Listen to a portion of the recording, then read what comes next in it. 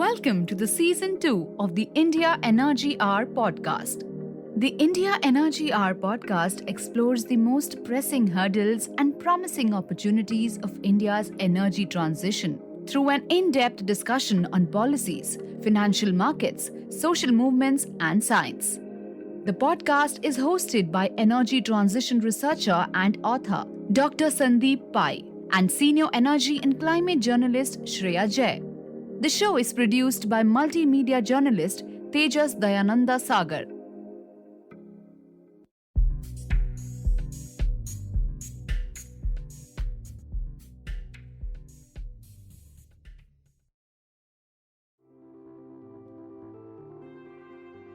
For any meaningful climate action in India, the 28 Indian states and 8 union territories will have to play a crucial role. They have to maintain notes of implementation of climate plans. But are the states ready to embrace the national and international ambitions of climate action? Could pushing central targets lead to more tussle between center and states? Would states have the governance structures and stakeholder capacity for transforming their energy economies? To understand the role of states in the Indian energy transition, we interviewed Dr. Kartikeya Singh, Director of the Global Energy Futures Initiative at the Climate Imperative Foundation.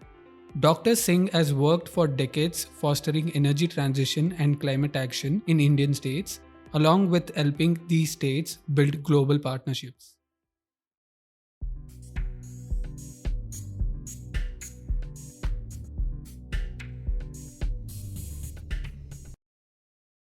Hi, Kartikeya. It's just absolutely a pleasure to have you on the podcast. We have been wanting to have you and to talk with you more deeply about issues of, energy transition in Indian states. And we're so delighted that we're able to make it happen. And welcome to the podcast. Well, the pleasure is all mine. I have been admiring all of your work from afar. So thanks for having me. I'm honored. I'm humbled. I'm eager to chat with you guys about all the things that are in play. India is always a hive of activity, particularly in the energy transition space. So here we go. Awesome.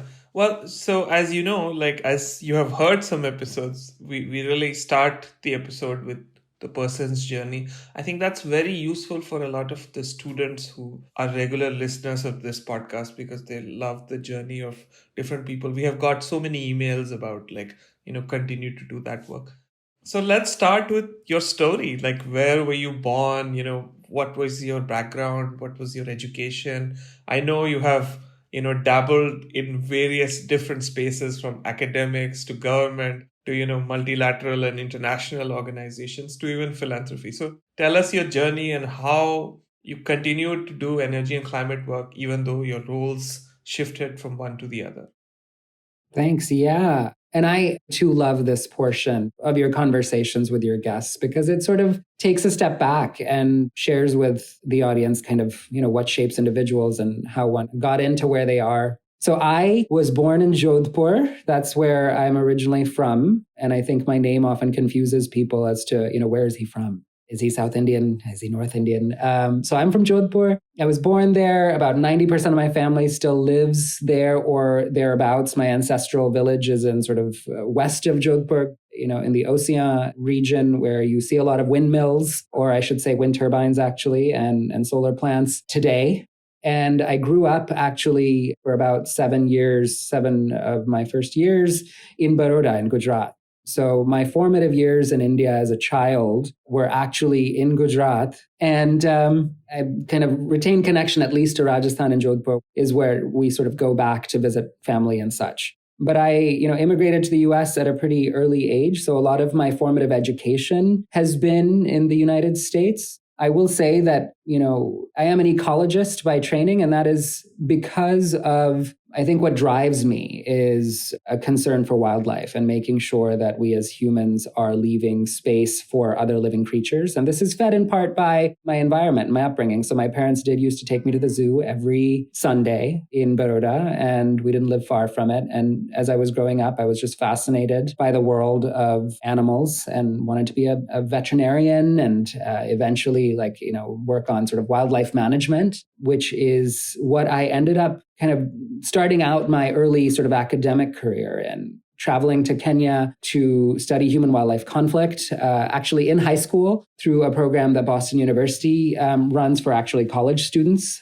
to assess kind of the role that community wildlife management can play to have communities benefit from being near wildlife areas and benefit from tourism, ecotourism opportunities, but also what are the challenges that people face as they come into conflict with charismatic species like elephants and lions and hippos. It wasn't until that particular trip to Kenya that I remember we were interviewing a woman outside of this national park, and her crops were damaged by elephants. And it takes a matter of hours to ruin a farmer's annual livelihood by a herd of elephants, right? And she said very clearly to us, these wildlife are for foreigners. Nobody really cares about our needs. You come here, you take pictures, and you leave, and our livelihoods are devastated. We're not really benefiting from this. And that was very important for me to hear because I really wanted to go into wildlife management, but I realized that until the needs of humans are met, there's really no hope for these creatures. And actually, there was some really interesting stuff happening there. European Union had funded a series of solar-powered electric fences to go around some of these farmers' farms to protect them from elephants, encroachment, and other things, and keep out other wildlife. So, I could begin to see what are the ways in which even renewable energy and sustainable development practices might work out where humans and wildlife can live together pretty well. I went to a small liberal arts college in South Carolina and ended up designing my own major. I think I was supposed to be studying earth and environmental sciences. It's a pretty generic and well-known field. A lot of people go into geology and then actually work for oil and gas firms. Historically, that's what's happened is if you're studying earth and environmental sciences, you learn a lot about rocks and minerals and you study their formulas and you understand which formations are useful from a mining and minerals perspective. And I was doing this and it occurred to me that I couldn't study more mineral formulas without fully understanding and appreciating what they're used for and what it takes to mine them. So we went to a rock quarry on a field trip once and we looked at these mega trucks that were in this quarry, which consumed some thousands of liters to excavate these minerals. And I was thinking, okay, this is where it gets interesting. What kind of energy is needed to actually do this really important work for us? And that's when I decided that I couldn't be put into one bucket. I needed to craft something that would be tailored to my interests in understanding the interconnectedness of how things happen. So I designed my own undergraduate major. It was called Ecology and Sustainable Development. And it borrowed from economics, from political science, from, of course, earth and environmental science, from biology, from philosophy, from sociology, stitching together various different elements, studying population dynamics, studying public policy and administration, environmental economics, and kind of thinking through,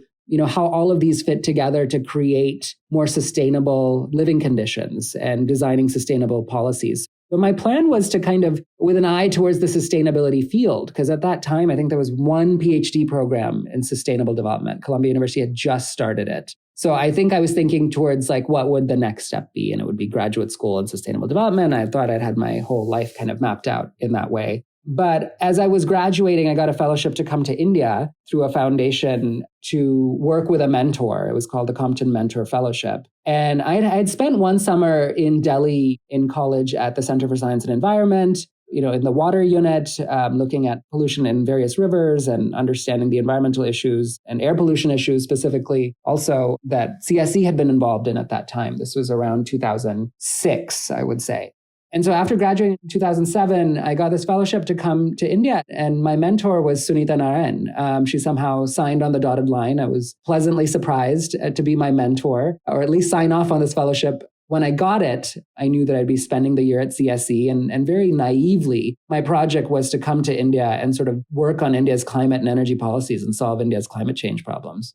And I will remember then that Sunita Narayan told me after I got there, don't talk about, climate change and climate mitigation. Think about energy poverty issues. And so then that started my journey in the energy access space. So I kind of crafted together door-to-door surveys in key geographies in India, in rural areas, looking at how people were dealing with, emergent technologies for decentralized renewable energy. So we're talking about biogas plants, clean cook stoves, micro hydro, jatropha straight vegetable oil, solar home lighting system, which was very I wouldn't say it was new to the scene, but I will say that LED-based lighting wasn't there yet. And I did an assessment of companies' LED-based solar home lighting systems in the Alvar region in 2007. No after-sale support, no supply chains. They just went and took a village and had them use this technology. And it was just fascinating to see how out of 36 diodes, if only 2 were left working in these bulbs, it still meant a lot to these communities, and they were still using them in all the ways that it was augmenting their home energy consumption and displacement of kerosene. So it was just a really interesting way to understand the business models and the issues of innovation and technologies for the off-grid space. But I would park that research for some time. I did that another case for Selco and a couple of these other firms in biogas and things and around Ranthambore National Park in Rajasthan, which was trying to augment, firewood consumption through the forest. Because I wanted to go to Bali, Indonesia that year in 2007, where the major climate change summit was going to happen to decide on the post-Kyoto Protocol framework. So as you recall, United States, Australia, several key major emitting countries were not a party to the Kyoto Protocol. And that just doesn't make sense, obviously, if you're going to have the whole world along for the ride. And so it was supposed to be a landmark summit to decide what the next treaty would look like that some of these countries would be a part of. And I wanted to go. I had no idea how to go. And found a youth group from the US that had badges. They were policy wonkish, and they wanted to submit their own policy proposals to the UNFCCC in advance of going and then going there. And I said, okay, great. These guys will give me the badge. I don't care what they're doing. I'll show up and I'll get to observe this. Of course, we made the policy recommendations. But when I got there, I got so enamored by this growing youth climate movement that was taking place. And there were representatives from Australia, from the UK, from Canada, of course, from the US, various parts of Asia. Obviously it was happening in Indonesia. So youth from Korea, Japan, parts of China, Indonesia, etc. No Indian youth present as such. At the time, I was still a passport-carrying Indian citizen. And so I was I was like, okay, well, I'm going back to India. I should figure out how Indian youth can be a part of this process. I mean, we got to be a part of this process. It's such a young country because youth were demanding for a right to speak up at this platform, to be at the table. The intergenerational equity issues of climate were key. So anyway, that was a really, I think, formative experience for me to be there, participate in the process and learn about the role of youth. Came back to India, kind of put energy access research aside and ended up working with some friends that I had made in India to launch what would become the Indian Youth Climate Network. And I think these 4 words just happened to be very key and at the right time, because when we set about creating this movement and this institution, the whole world kind of took interest in what do young people in India have to say about this, because our messaging was different from existing Indian civil society. It was not simply common but differentiated responsibilities. India didn't create the problem, so it doesn't need to act. It took a different tone. It said that India has the solutions and it has the ability to act on climate. I spent a fair bit of time kind of creating this institution in India, which spanned across 13 states and activating chapters and doing, I'm glossing over it, but, climate leadership workshops across college campuses with Al Gore's training. He came through India in 2008 and we were part of the training that he did in Delhi. But the big thing, and we got Indian young people involved in the climate space, international climate space following that. I should say that the reason for starting the youth network was an exchange I had with an Indian government official in Bali, where I introduced myself, as an Indian youth representative, and I was told that youth should have the same view as their elders. And in my head, I said, I will come back next year and I will be a part of your delegation. And that's exactly what happened in Poland the following year. But a lot happened in the lead up to that, which was setting up the Indian Youth Climate Network and getting young people involved in international and domestic climate policy and forming a policy team. And of course, having a very healthy conversation with the central government about the role of youth in this. I remember Shyam Saran was the special envoy on climate change at that time, very forward-leaning. But the big thing that we did was a tour from Chennai to Delhi in Reva electric cars manufactured by Reva, led by Chetan Meni. He had 3 prototype lithium-ion battery vehicles with thin film solar on the roof that he was willing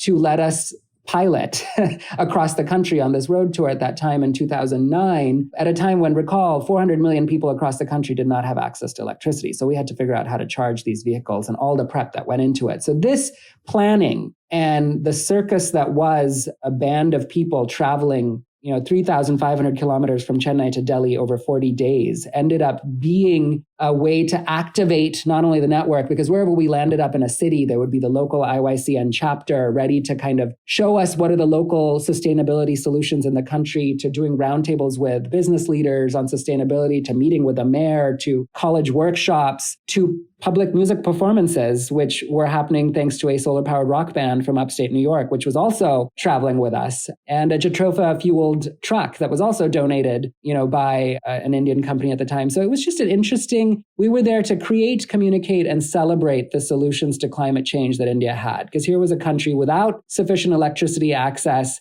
manufacturing electric vehicles before Tesla. And the message, of course, wasn't that private mobility and electric vehicles are the solution, but just that India has the ability to solve this, that we can be solutions oriented. And again, I think that experience ended up being incredibly formative for me in the process. And I realized I could speak for a long time about my journey, and I've only just ended, the portion that is after college. But I'll just briefly say that I ended up going back to grad school at the Yale School of Forestry and Environmental Studies for my master's, pulling away from this movement, which I kind of wish I had spent more time in. And at some point in time, got plugged into the climate negotiations as a negotiator for the Maldives, which then provided me with this perspective of what do island nations want? They're at the front lines of the climate crisis. They need even more aggressive action, including from places like India and China, to survive. And, their very sort of sovereignty is at stake. And that was, I did these things, while I was in grad school, ended up coming back to a PhD and completing it on energy access in India at a much different landscape. LED light bulbs had really taken off. Business models had taken off. And wrapped that up, while working at the U.S. Department of Energy, covering the U.S.-India bilateral portfolio, which was it was early on in the Modi administration. So Piyush Goyal was the power minister. It was just kind of like a golden hour of, not to say that there isn't some great work already also happening now between U.S. and India in the energy space, but there was just a lot happening at that time in establishing new linkages on joint research and development. Also, U.S.-Pakistan, just really interesting for somebody who is an Indian citizen by birth, to be able to engage on Pakistan's climate issues on behalf of the US government. I will say it was a very unique perspective to come on it from, and to understand what a really important neighbor of India's is undergoing in terms of their own energy needs and issues. But, PhD was done, and I left the Department of Energy kind of towards the end of 2016 and had a bit of a postdoc period, for which I launched before I ended up at CSIS, which is a Washington-based think tank, to manage a really interesting project focused on establishing connections between US and Indian states on energy. And this is where I think my understanding of India was just so turbocharged, making the rounds, meeting with state DISCOM chairmen, heads of nodal agencies, the renewable energy agencies, the power secretaries, or central government officials, to understand what are the priorities of Indian states in order to find them partners, be they universities, companies, their policy peers in US states,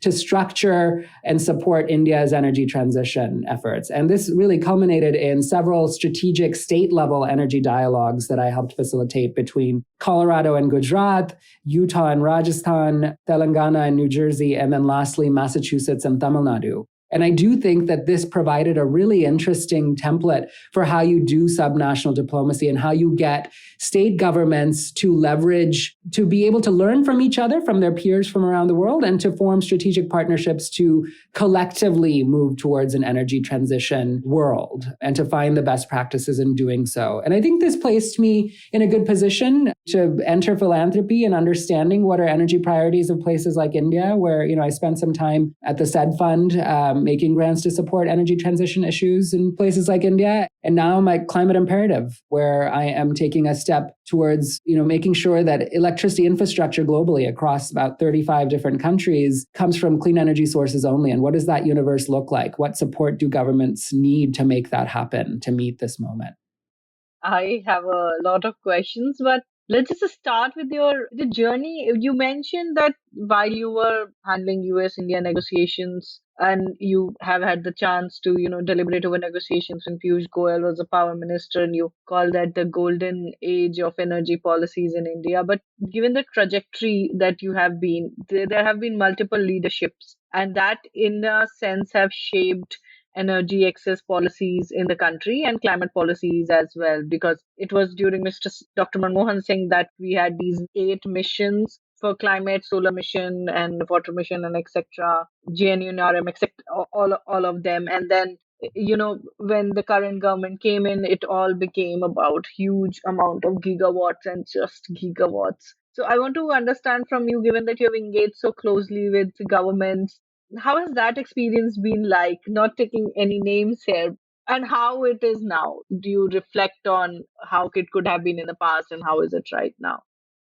Yeah, I think, a really interesting way of looking at this is India and how it projects itself in the world, particularly in the climate space, right? India rightly for decades batted for the global south and the right to more of the carbon space, to be able to leverage the resources it has, primarily coal, right? To be able to industrialize, to be able to provide affordable energy access to its population. I think all of that, then that energy was again useful in the climate negotiation process up to a point, right? Meanwhile, climate change is continuing to happen, right? Slowly, we're adding more carbon emissions into the atmosphere. We're entering a world that we're now in.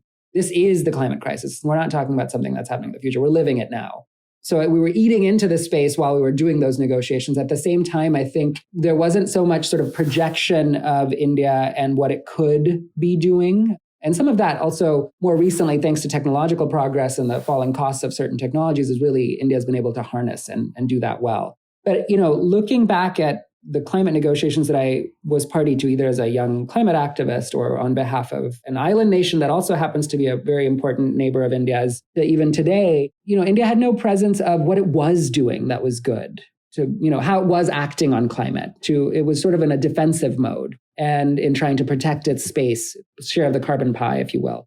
And I think that started to, and of course, the action was starting to unfold in India. These missions that you mentioned, very critical to have a national climate action plan, to have a Prime Minister's Council on Climate Change, to have a minister, an environment minister like Jairam Ramesh saying that with, and I love this, it's almost, he's quoting, the Marvel universe, with being a superpower comes superpower responsibilities. I remember this was I think a phrase that he used at one of the climate negotiations about how India could act on climate. And then we started to see, later on under the Modi administration, as they came in, obviously, there was all of a sudden an India pavilion at COPs, which never had happened. And we kind of swung in a completely different direction in terms of projecting what India brings to the table, right? There were holograms and water features at this pavilion, whereas before, I think there was just a small office for Indian negotiators to go to for a coffee break.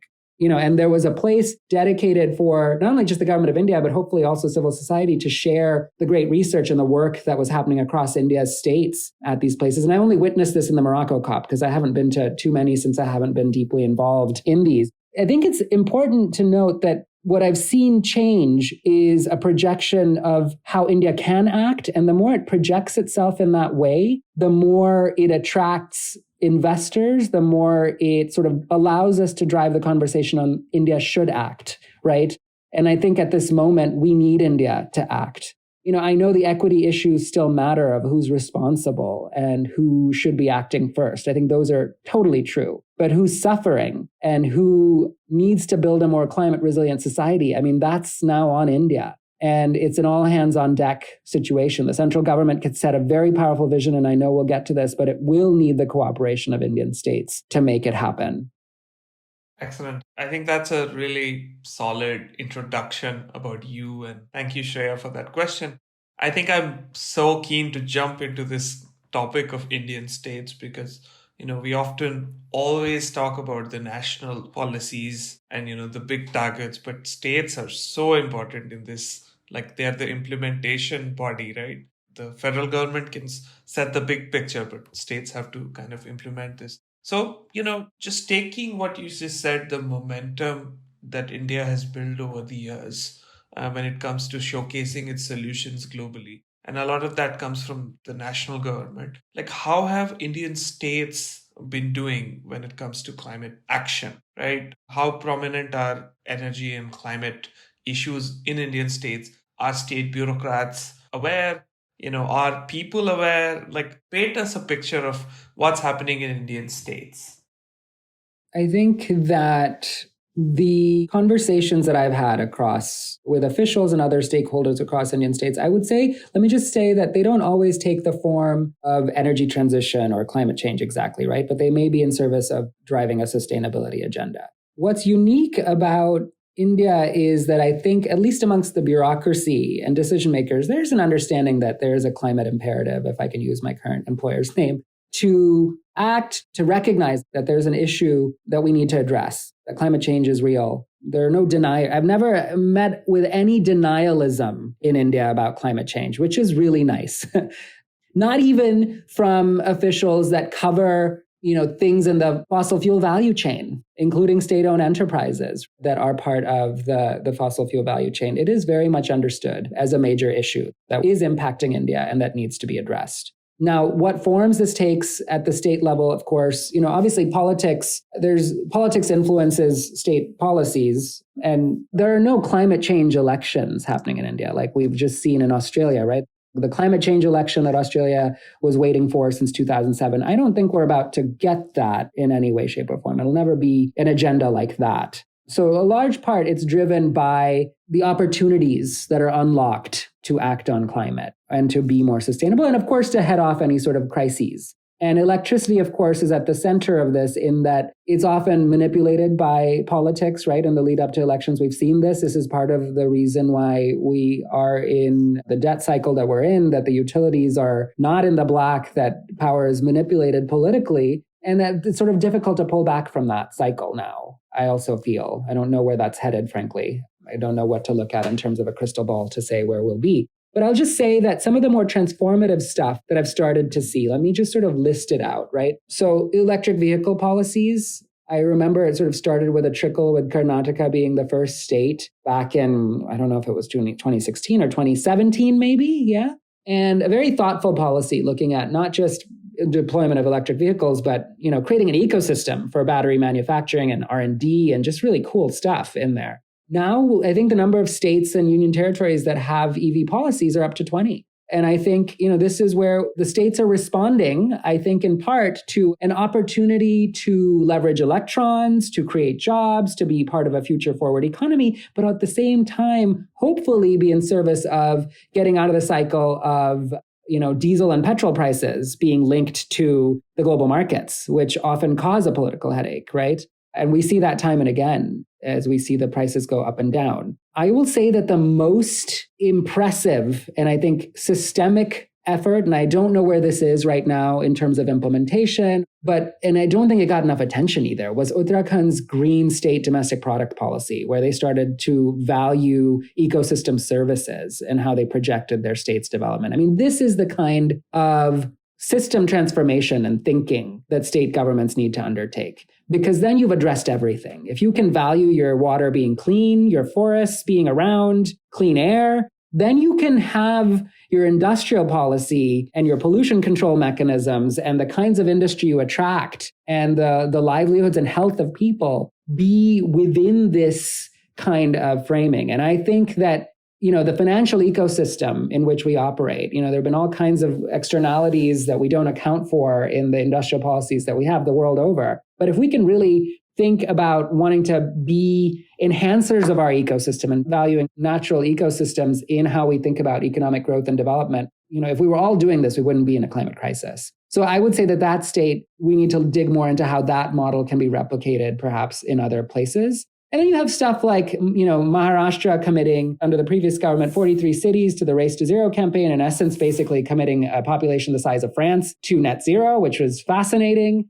States like Gujarat, Chhattisgarh, Karnataka, and Maharashtra saying no more new thermal power plants, which probably makes sense given, the plant load factors at existing plants, the drop in prices of renewables, and really what's within state capacities to really build out anymore. And even for states like Rajasthan, which are so renewable energy rich, recognizing that maybe their future is, in renewables plus storage only, rather than needing to hold on to the few thermal power plants that they have. States like Tamil Nadu, more recently, having, a net zero plan that they're working on, and climate change fellows at the district level to kind of think through climate resilience, adaptation, mitigation. I think this is the kind of institutional design stuff, which I know we'll also get into at some point in the conversation, that is key to making sure that India moves forward on this. The last bit that I want to say about that energy transition bit is that the central government has also directed the states to start forming, energy transition committees and formulating plans to meet this sort of longer term renewables target, the net zero alignment. These states are going to have to get on board. And for that, and to make sure that states aren't left behind, states like Jharkhand and Chhattisgarh starting to have just transition focused task forces come up is, I think, such an important part of this, because there will be winners and losers if we don't do this right. And that will just hold back the entire process. The great news is that I think governments, even in these regions that are, not going to benefit from a renewable industries boom, recognize that they need to be a part of this and to make sure that their communities aren't left in the lurch and that their revenues are, compensated somehow. So those conversations are on, and that's exciting. It's great to know that the state governments are not in denial anymore. Very, very hopeful note that is. But how would you rate these states in terms of proactiveness? And the reason why I ask is that, as far as my understanding or observation goes, a lot of what some of the state governments are doing has more of a political angle to it, because the central government here has same government in the states and they want to project all this cooperative federalism. Keeping all that aside, do you think that the states are now getting on board all this because it makes economic sense for them? Say electric mobility now makes sense because center has cut into the states cess of petrol and diesel, or because thermal power is costly, you now have the discoms are not making, because a lot of states continue to lag behind when it comes to purchasing renewable energy per se. So I just want to understand that how proactive states are, because the shining examples continue to be shining examples, say a Gujarat or a Maharashtra, but those who are economically laggards continue to be laggard in the sustainability space. Correct me if I'm wrong in this observation. It's a multi-layered question, and it's a good one. When I was at CSIS in the India program, the Wadhwani Chair in U.S. India Policy Studies, we used to track kind of objectively the reforms by the central government and also how progressive are Indian states in terms of, again, job creation, like ease of business lens, right? And our base assessment for a while was, and I wonder if it still holds true, I imagine to some degree it does, but the politics do matter, center versus state alignment. We would often see that the states that were of the same political party as the one in the center, it sort of allowed those states to be more, they were more in line, and you saw that their business environments and such, therefore, were in line with this administration, which has been very business forward. And you would assume then that opposition states wouldn't be, but I mean, some of these opposition states were already, and from an energy transition perspective, renewable energy rich. So the economics do matter, and the cheapest electron matters, and being able to harness emergent industries and their potential and capture that market matters for a state like Rajasthan, right? A state like Andhra. States like Tamil Nadu, they don't always have to be in opposition. So I do think that the economic argument matters. I think at the very base level, if we're talking about, and I think I mentioned this before, where it has become a headache for us to manage the debt burden of electricity the costs are not being recovered. Everybody is interested in finding the cheapest electron. And we have arrived at a moment where things like one-time investment in solar irrigation pumps and then being able to, back off is perhaps a cheaper solution than being in a cycle of trying to figure out, how to subsidize rates for farmers for electricity through the grid. Basically implementing policies that kind of allow for the use of renewables, which are right now providing the cheapest form of electricity in most places, regardless of politics, becomes easy, including in places like Jharkhand and Chhattisgarh and West Bengal, and states that aren't having the same political party in power as that of the center. And, it just so happens that the central government is also pushing for and has an interest in making sure that we are deploying renewable energy at scale to be able to relieve the debt burden of discoms and get out of this cycle in which they are, cross-subsidizing, and there's various tariff slabs that these firms are not able to recoup the costs, and then so much of the state budget is captured by the debt of these utilities, and we're in a cycle. So I would just say that the economic opportunity is very much, I think, now visible to all sides, politics aside.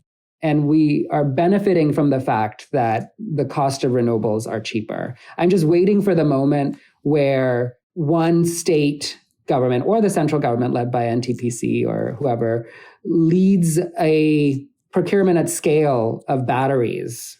And we see what impact that has in terms of bringing down the costs of energy storage technologies. And I know that there's been some, hybrid stuff happening, which has been very promising, but, just more on that would, I think, have a bigger impact on the power sector moving forward. Another question linked to it, probably, just going beyond energy access, let's talk about energy transition spaces specifically in a few states. Taking, for example, a Delhi or states which are, as you mentioned, are not that financially strong. How do you see energy transition panning? I'll take a very small example. For these many years, I've seen nothing happening in terms of all this pollution issues in Delhi. Obviously, finance is not an issue. It's more about what is the word for it, a political will probably, or accountability. And there have been very, you mentioned some of these examples, Maharashtra being one, Mumbai is in the net zero, Kolkata recently joined the fossil fuel proliferation treaty. From my vantage point, these are very small examples, good examples, very small level when you look at India as a whole. So if you are looking at India as a whole, how do you cumulatively look at how energy transition efforts are going ahead? I would say cumulatively, we're headed in the right direction. People might think I'm being too optimistic, but listen, the vision is bolder than it has ever been in terms of we now have a net zero target. I know that 2070 is really far off. I have a hunch that internally it's going to be much sooner than 2070. I think the powers that be also do, but we need to buy some time and to go back to your other question, listen, the states that make money off of existing fossil fuel value chain and get revenue are in a cycle of dependency. And as signals are mixed about setting targets to extract more coal, to meet domestic targets, all of which is important from a sort of not having to be import dependent. In those cases, for some of these states, the pithead plants are cheaper options for some more time, perhaps. But we can't disrupt the order. So I think the mixed signals aren't helping, but I can kind of see what's happening here. We need to have a pathway. The sort of coming off industrial activity that's more polluting is a delicate balance. We can't disrupt the order of the ecosystem in place and the jobs and that it provides, the revenues provided to these states. And I think that that's a piece of the puzzle that, like I said, having a just transition task force in Jharkhand is very important, because that means that the state government can start thinking about how will they fill that revenue gap. This part of the puzzle needs to be sorted, not just for state governments that are, dependent on the coal value chain, but also for institutions, right? Like Coal India, NTPC, BHEL, Indian Railways. Can they make money in a world and be part of India's growth story without being dependent on coal ultimately? And I think everybody wants that to be the case, because they are such critical parts of the Indian industry and ecosystem and the economy. But on the renewables side, and the desire to kind of, like I said, the buy-in on the climate change being a problem, no denialism, I'm optimistic. I think that we have set a bold vision, and I feel like, the states will need to step up to meet that target. And I recognize that there will be at different stages of alignment or ability to meet the center's goals. But I think that we are transforming India's power system bit by bit. It's dramatic how quickly things have changed in terms of price point, even since 2016. Excellent. Okay, I have two questions. One, within state question, and one kind of global question. One question is, I think for a state, and correct me if I'm wrong, I think you and Shreya have a lot of experience in this. A state, if it wants to implement, it really needs to build capacity of institutions within the state. The different JEREDA, the renewable energy offices, the officers, the staff, you really need to build that capacity and motivate people in the state, because a lot of these people, you might have experienced it, I have definitely experienced this, they're just doing their jobs, right? Not all, obviously some have a much bigger motivation, but some are just doing their job, they want to do this. So how do you build that capacity? How do you motivate lower bureaucracy in the states? And I wonder if you have done any work when you were at CSIS or before, or have been party to any conversations of how that capacity can be built. This is partly, I'm thinking about this question quite a bit. So I'm interested in any of your thoughts. So that's one question. The second question is, and it's partly linked, I wonder if some of this capacity building could be done through international cooperation between like US states and Indian states, or South African states. I don't know. I mean, that's partly in terms of like at least processes and systems that are in place in some of these places. And I don't know if that makes sense, but that's kind of the two-part question, mostly focusing on capacity building and whether there's an external node to this capacity building. Yeah, I think so. Capacity building, this is where I would be curious to see what the training institute for the IAS, what kinds of modules they have in place for emergent issues. India has a lot of training institutes for its officials. And I think if they are open to the possibility, I think they would be an excellent entree point. First of all, new ideas, existing issues at play for the officials as they're heading out into the field and being deployed. I know that officials have access to training budgets. I don't know what level they have to be at, but there are budgets at various different agencies to do study tours, to have access to courses. I've met officials who've taken a short sabbatical at institutions abroad, to get trained up. And I think capacity building happens at various levels and probably could use in this moment more of it happening. And I don't know I hesitate to say make it mandatory because everybody has things happening in their lives. But I do think that everybody needs to get trained up and be made aware of the things at play, the opportunities afforded to them, resources they could tap in doing their work, and at all levels of bureaucracy, right? Like not just the Indian administrative services, the state civil services, and particularly in the world that our community here is interested in, the power sector and the energy space, you have a lot of engineers in some of these departments, right? And they're incredible officials, managing these institutions and understanding, they come from these engineering backgrounds and they're actually putting them into practice as they manage these discoms and such, having opportunities for them. I mean, I know that in the hierarchy of decision-making, the buck stops with, usually the senior most administrative official, but these chief engineers and such and their colleagues are a critical piece of the puzzle and need, again, access to the same level of training and capacity building as needed. And I'd be curious to see how we engage them in this process. And the international piece is always there. And I think this is true of any government official sitting anywhere in the world. You can be, as part of a bureaucracy, kind of in a system and be part of that system thinking and, day in, day out, be doing your job, moving the files. Of course, trying to, in a mission mode, perhaps if there's a mission mode, be directed in a particular direction. But until you step out of that bubble and have somebody, either you have the opportunity to reach out and engage with somebody who's experiencing something or doing something slightly differently in your same space, or, somebody comes to you, that really opens up the door to a lot more. And I think there's always room for more innovation in decision-making and policy design, in operations innovation at the institutional level that is to be learned by engagement with international actors. And we've started to see some of this, right? So, for example, the Colorado-Gujarat Strategic Energy Dialogue that was done back in 2017, which was a really interesting first between officials from both states and actually utility. There was also Xcel Energy was present in the meeting in Gandhinagar to be able to engage and answer some questions, while the Gujarat state utility and the regulator was there. And, learning from each other, even just on the emergent space of electric mobility, which even Colorado is new to. They had lots of interesting questions for the Gujarat officials and about stuff happening on battery swapping and stuff in India. And ultimately, some of the conversations around electric mobility continued after the dialogue and informed Gujarat's electric vehicle policy, which was considered, by industry as one of the most progressive and kind of forward-leaning. So I do think that those kinds of exchanges are important. And the problem here is that state governments and state officials have a responsibility to their state constituents first. And that makes sense. They're operating in their state environment. So to have even the capacity to engage with international stakeholders is something that we need to think about. And I think, if I'm not mistaken, one or two Indian states have now started having officials at the state level for kind of engagement internationally, not just for investors and from an industry side, but just all kinds of international engagement to help connect at the state level for any type of partner, be it a university from abroad wanting to provide any sort of research tools or study their research, take data and be able to do analyses, for their own needs or for the state government.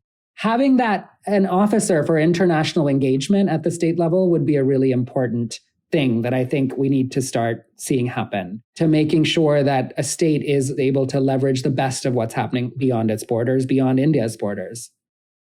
I'd like to go a little deeper into the state level diplomacy or efforts into energy access and just transition, etc. India very recently have had grand targets on the global platform, 500 gigawatt, net zero, reducing the carbon emission of the GDP, etc. How receptive do you think states are vis-a-vis just these grand targets first?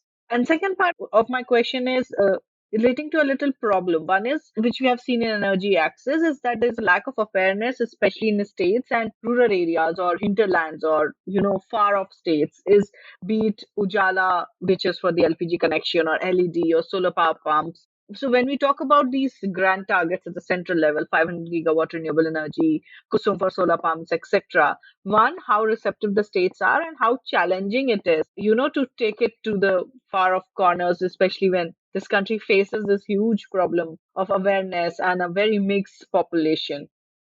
Yeah, I would say that the states are across the board pretty receptive. This is where the politics gets interesting because, sometimes these schemes, these efforts are relabeled at the state level, or they've come out of a state and been taken to the national level. So ultimately, I think the receptivity to getting these technologies out there, to get electrons to be cheapest through renewables, which we know we have arrived at that moment, I think it's in everybody's interest to get them in the hands of people in far-flung areas, to get energy access everywhere. And I recognize that maybe there might be some disparities as to how many people have reliable electricity access versus just access to the grid. And I will just say that it's quite a feat to get wires and poles out everywhere and or decentralized technologies. So I think the receptivity is there. I don't know if it is matched by the capacity of the departments that are charged with it, right? Equally in different places. So for example, the Chhattisgarh Renewable Energy Development Agency, I think it's won several awards, including the Ashton Award, which is an award given by now King Charles, on sustainable energy. Why did they get that award several years ago? Was because simply of the interdepartmental coordination that they were a part of with the state health department to get solar panels and batteries out to so many primary healthcare clinics across the state to provide some level of electricity access for the maternal ward, where child deliveries take place, to have fans and lighting, which is quantifiable how big of an impact that has on child mortality, for vaccine refrigeration, things like that. So that was just one area. And we see this agency in this one particular state that is very well staffed, I will just add. I think it has several hundred more staff than the agency, the state nodal agency next door, perhaps, or Assam, which has very few. And so I think being able to match the capacity of these institutions needs to be able to meet these targets is essential. And this is where different states are going to prioritize that in a different way. And I think maybe for a state which has population that is kind of dispersed and is a tribal dominated state, maybe politically, it makes sense for CREDA to be playing almost like a development agency role with renewable energy at its forefront, right? They're toying with, induction cook stoves and things as the next phase, which is quite remarkable. Simultaneously, I had a conversation with the head of the Assam State Power Department at one point years ago, post Saubhagya's successful completion as a project. And he shared with me the difficulty of, extending electricity access to thousands upon thousands of more people across the state of Assam and having to take some of these poles and wires via boat to some of these regions and how difficult that was. But then as the expanded service area brought in, many more households into the servicing area of the utility, there weren't enough people immediately to manage the billing. How do you then do billing collection for tens of thousands of more homes with so few officers to be able to do it? And this is where I guess some remote technologies can help with some of the billing, but that's assuming that people have access to cell phones and all of that. So all that's to say is, I think that the capacity sometimes doesn't match the grand vision. And that's, I don't think that that's anybody's fault. It's just something that we need to now start beefing up because the grid has extended to various corners. And now there's been a couple of years and COVID's happened in between. So perhaps the capacity is starting to match the ambition. But I think that that's historically where, these gigawatt scale announcements that leave you breathless, the people behind it aren't always in place and ready. And this is perhaps where the jobs opportunity really comes in, right? Like it is such a tremendous jobs opportunity if we can catch up in terms of capacity. Okay, Kartikeya, let me move you in another direction and talk about a very thought-provocative piece that you wrote some time back. And you labeled the piece, the headline was Bureaucracies for the Better. I really loved that piece. It was so optimistic, it was positive, it was forward-thinking. I mean, of course, I had lots of questions and we exchanged some emails also at that point. For example, what I really liked is that you make a point that, given the looming transition, one could think about changing Ministry of Coal, could merge with Ministry of Mines and focus on critical mining, right? You also renamed, Ministry of Coal could become Ministry of Coal Transition. I remember that quite distinctly. And that's how India can reimagine its institutions. And a lot of that piece, of course, focused on the federal government and, some examples from the state. But I think by and large, the focus of that forward-looking piece in terms of transforming these ministries and departments was at a federal level. So I wonder if you were to take that piece to a state level, pick your state, the state of your choice, how would you transform some of those, existing ministries to enable more sustainable practices or to align with more broadly with ongoing climate action? Yeah, and man, thanks for bringing up the piece. I was almost afraid to write the piece. The piece is a collection of ideas, right? We were all kind of in the moment of the pandemic hitting, everything shutting down, and the months that ensued, kind of thinking about what kind of world do we really need to be living in. This is the great anthropause, to think about how we should be living our lives, how we should be designing institutions to meet this moment. And obviously the geography that I have studied, that I have lived in, that I have engaged with so deeply at various levels was the first sort of incubator exercise for me to go through. And of course, I have tremendous respect for all the officials that I've engaged with, and they've taught me so much just through the interactions that I've had the pleasure of having, that I wanted to kind of use the example of how India could really come out of this and what it might look like in the future, inclusive of everything, right? So it's really packed full of all those ideas. That's what that is a collection of ideas kind of brought in sort of narrative form through the experiences that I've had. Now, if I was to take that down to the state level, I'm not going to choose any one state because then that would be favoritism. So let's just choose a hypothetical state. Because several departments are the same, right? In many ways, state departments mirror what's there at the national level. So this applies across states. But maybe there's some state that I could sort of pull out. Of course, oil and gas is more of a centrally controlled commodity, so that's a side bucket. We're going to focus on the power sector more specifically in some ways. But so let me paint a picture. You've got a Department of Industries and Commerce or Industrial Promotion, perhaps, at the state level, whose job it is to set policies relevant for industries, large as well as small and medium enterprises, and also to create ease of doing business with the state. Now, imagine such a body is guided solely by trying to attract investments into only enterprises that are climate friendly, and how that might, over some period of time, change the nature of the state's economy.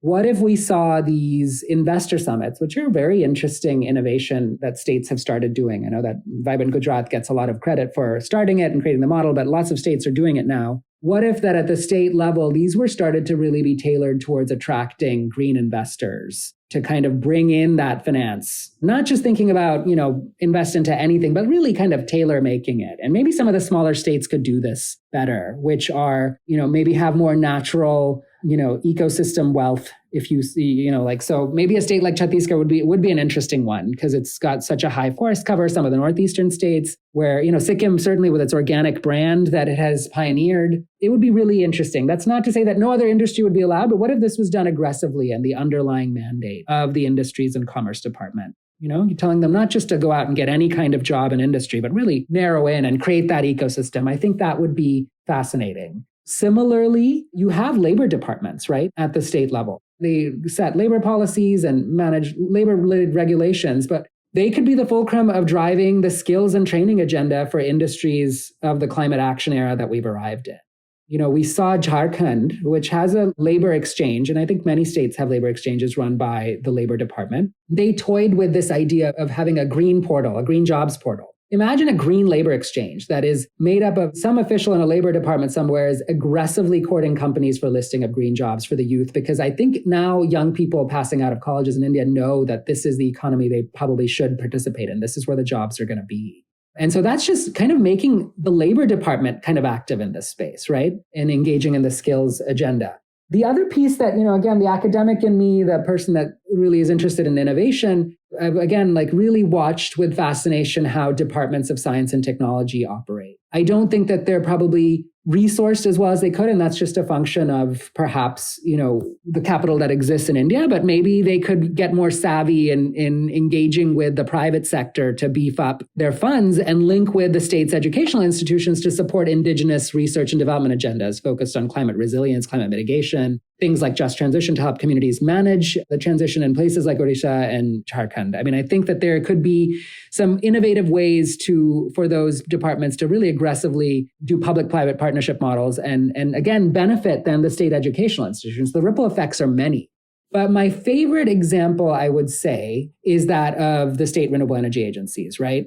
Born out of an era of the oil shocks. I mean, that's what the Ministry of New and Renewable Energy really essentially is born out of, to look at alternative energy and to have these nodes at the state to then sort of socialize people from everything using like solar caps and little fans with, the little trinkets of solar up to like the solar home lighting systems and lanterns to pumps. They are, depending on which state you're in, at either really robust or kind of not as active, seen as kind of a backwater for an official to be posted, as a punishment perhaps. But that's not always the case. Like I said, CREDA is remarkable. And there are, again, other renewable energy corporations that have sort of rebranded themselves, places like Rajasthan, Madhya Pradesh, and structuring these utility scale projects for renewables that are really making them more important than the state power department. So I'll come to that in a minute. But I think that there's a tremendous opportunity here for them to become incubators of energy policy, business, and technology, becoming the hubs to drive the decarbonized electrification agenda of the country, for startups to dock into them, to find out where they can pilot technologies, which the institution can learn from. Then money is put forth in diffusing more technologies on solutions that work. And I think there are some really interesting examples of this happening in the US, with the Massachusetts Clean Energy Center being one, where an institution was designed specifically for the state to manage its clean energy policies and technology related issues. And this then sort of brings you back to the power department, right? If we're in the age of the electron and it's here, particularly for a country that is oil and gas dependent as India, where I frankly think the electron matters more than an oil and gas molecule. Many state power departments, they're kind of like oversight. They may not be doing policy work because they're not well staffed. And that needs to either start happening. And right now we see some of that support being provided by consulting firms, probably because that's probably the easiest route and they can commission work. But I think that in service of creating jobs, of creating more, leveraging India's educational talent, young people that are passing out of institutions interested in energy policy and modeling and stuff, like these people should be parked in these state power departments, helping think through state energy policy and design. And if they can't be there, then they should very well be with the state renewable energy agencies. So I think at the state level, there's tremendous work to be done. There's the final bit that I'll say is perhaps could be led by the state finance department. There's an interesting moment in time where we see a lot happening with the Reserve Bank of India and the green taxonomy on what's sustainable, what's considered ESG. For state finance departments to lead exercises of green budgeting, right? Where they think through how to create climate-aligned state budgets, where they're putting money towards things that people need, right? Basic services for sure, education, healthcare, et cetera, but also just keeping in mind the understanding that we need to be climate resilient to survive a changing climate. Are we putting money towards resilient infrastructure projects and to play a more proactive role in that? So I think that stuff at the state level would be tremendously transformative. And of course, I can dream up all of these kinds of ideas.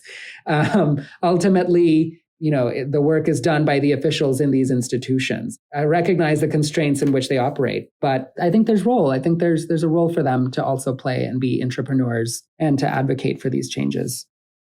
You mentioned so many ideas out here, brilliant ideas. If they could be, implemented, it would bring a huge amount of change. Just two challenges I wanted to talk. There is some great work happening in the renewable energy departments of several states, but there are two challenges upcoming. One, obviously, is how globally because of whatever geopolitical tussles are happening, has a runoff on the economic situation, and the states tend to, go towards revenue making industries rather than just focusing on energy transition.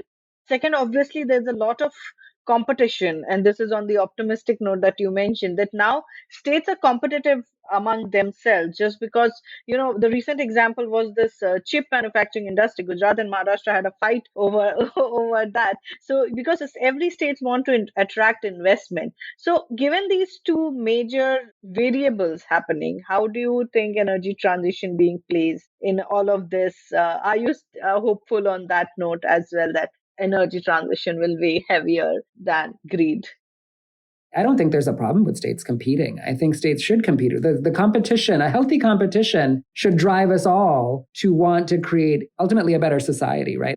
I mean, I guess the issue is, are we viewing the powers that be versus, other stakeholders, what that vision looks like what that vision of our society looks like? Is it just any old industry, or is it an industry that is meant to last, that is future forward, and that is limited in its environmental externalities, and ultimately creates jobs and revenue for the state? And chips is fine. It is certainly a critical element even in the energy transition space, right? We need chips for electric vehicles and all kinds of electrification technologies. So great, have them be a part of the package. But we have seen states vying for Tesla's gigafactory in India. I think any number of states have indicated that they would welcome Elon Musk, not just to make, Teslas in country, which I don't know where they are on that, and if that's even going to happen, given the auto regulations in the country, but to have just battery manufacturing at scale happening and attracting those industries and recognizing the economic opportunity, again, like a climate-aligned economy in the industries that are relevant for that.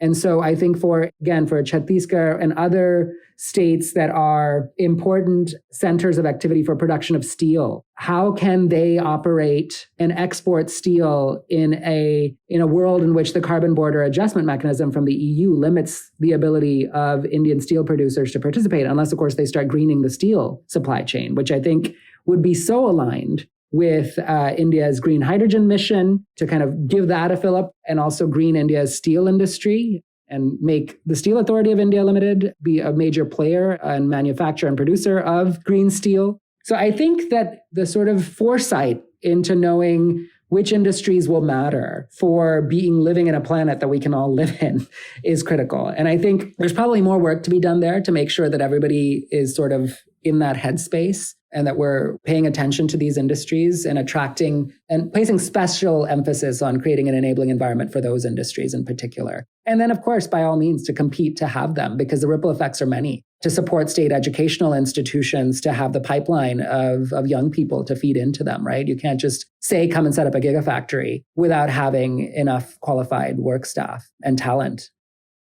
Amazing. Thank you so much for this. Great. Thanks for that. Thank you for listening to the India Energy Hour.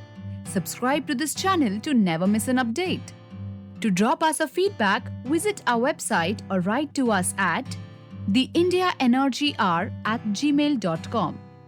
We are on Twitter. You can follow at TIEH_podcast and get in touch with the two hosts at Shreya_Jay and at Sandeep Pai with double I.